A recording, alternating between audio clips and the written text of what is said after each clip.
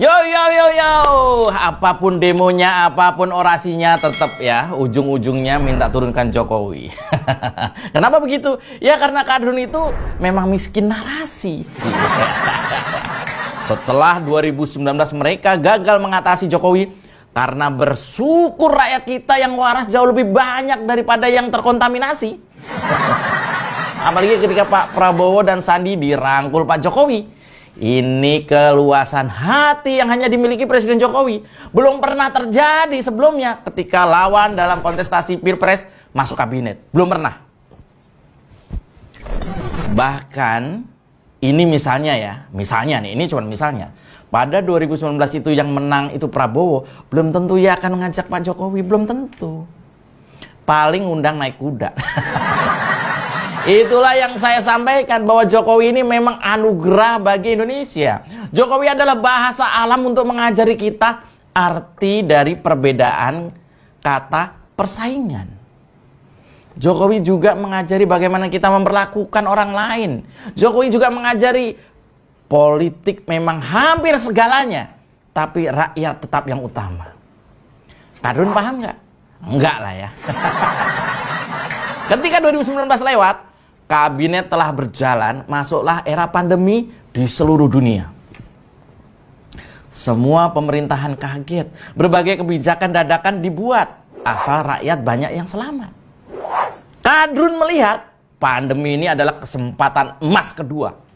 Setelah gagal menghajar Jokowi menjabat periode 2, mereka berpikir pandemi adalah peluang yang harus dimanfaatkan. Pandemi COVID-19 adalah peluang menaklukkan rejim Jokowi. Itu kata Kadrun. Perjuangan kita lanjutkan lagi teman-teman, kata salah satu dari mereka. Jangan sampai kendor, meski modal kita cuma kolor. Saut orang pendek, pakai peci putih, nggak lupa pakai sal berbendera Palestina. Tapi kali ini ada tato gambar HRS di lengannya. Musuh dari musuh kita adalah kawan kita. Betul, kata pria tinggi besar sambil memainkan puting kawannya ya. Kalau tadi kan puting sendiri ya. Jokowi tidak boleh memerintah dengan tenang, mumpung lagi pandemi. Kita hajar kiri kanan, kata pria setengah baya sambil ngelus-ngelus gigi kawannya. Ya betul, buat apa susah? Buat apa susah? Buat apa susah-susah itu tak ada gunanya, kata korlap yang tetap sibuk menggaruk biji temannya. Tarik Bambang. Mau kemana kawan, tanpa arah tujuan, cari masalah rawan, urus saja masa depan. Halo kawan, jangan ikut lari. Ya lalu, mendadak harapan Kadrun ini menipis seiring pandemi yang sepertinya segera berakhir.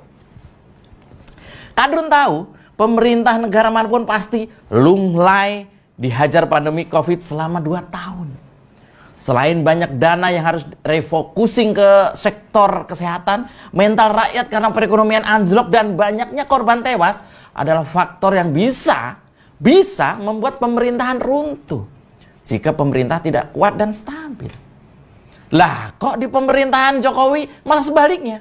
Penanganan pandemi menjadi yang terbaik di dunia. Kecepatan vaksin warga juga luar biasa.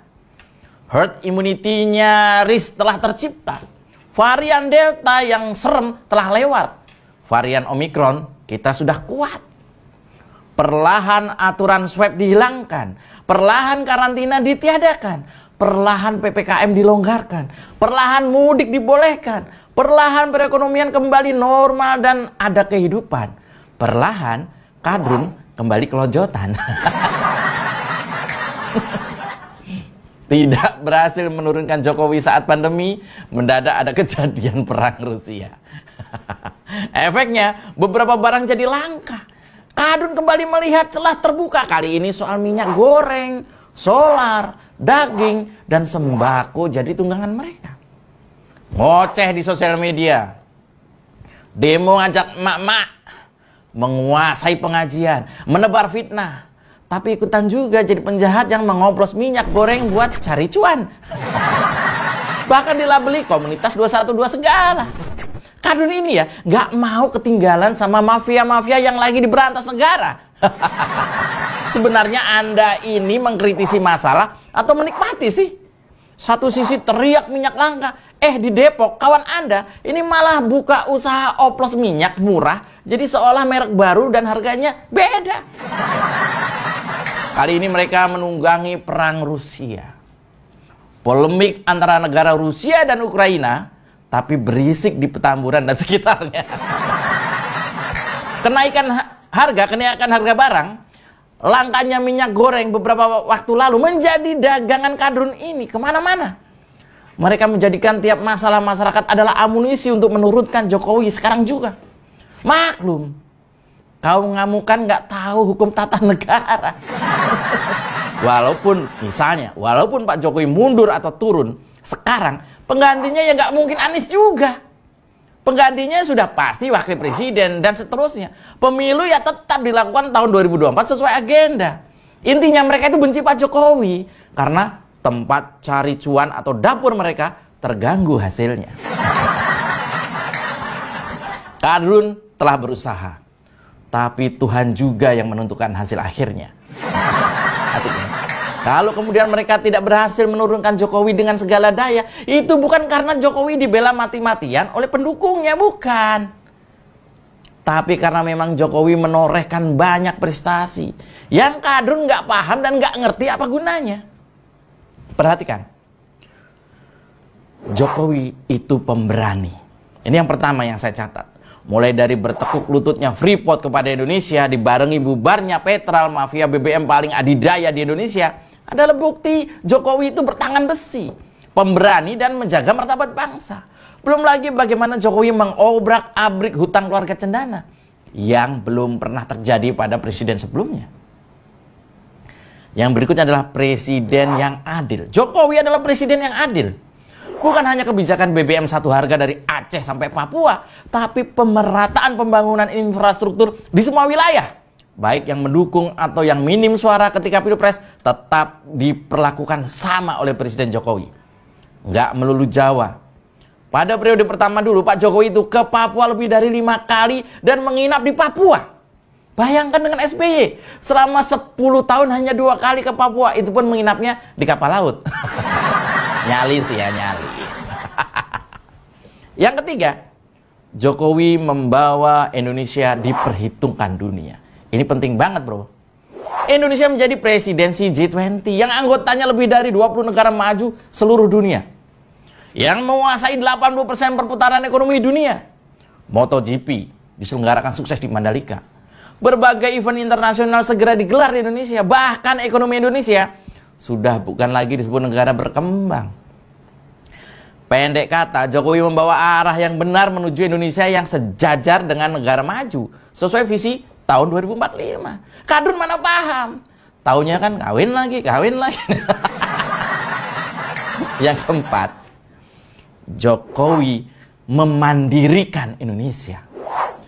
Nih, lihat ya, ketika Jokowi menolak menjual nikel ke Eropa. Lihat ketika Jokowi melarang mengekspor batu bara. Dunia panik.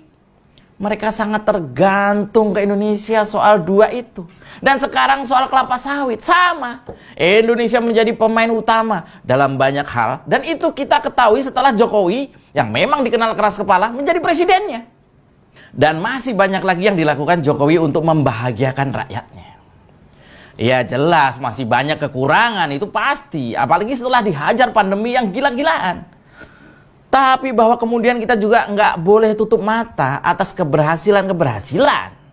Nah, Pak Jokowi itu bukan dewa. Dia manusia biasa. Tapi sebagai presiden Indonesia, saya pribadi merasa dia adalah orang yang tepat di waktu yang pas dengan kapasitas yang sesuai diperlukan Indonesia.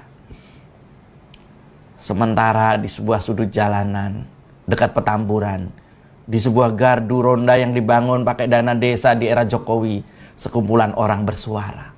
Perjuangan kita lanjutkan lagi, teman-teman, kata salah satu dari mereka sambil menghisap dalam-dalam rokok yang dibeli pakai uang bantuan tunai dinas sosial. Jangan sampai kendor, meski modal kita cuma kolor. Saut orang bercelana cingkrang, nggak lupa pakai syal berbendera HTI dengan kaos bergambar Gubernur Jakarta. Musuh dari musuh kita adalah kawan kita. Betul, kata pria tinggi besar sambil memainkan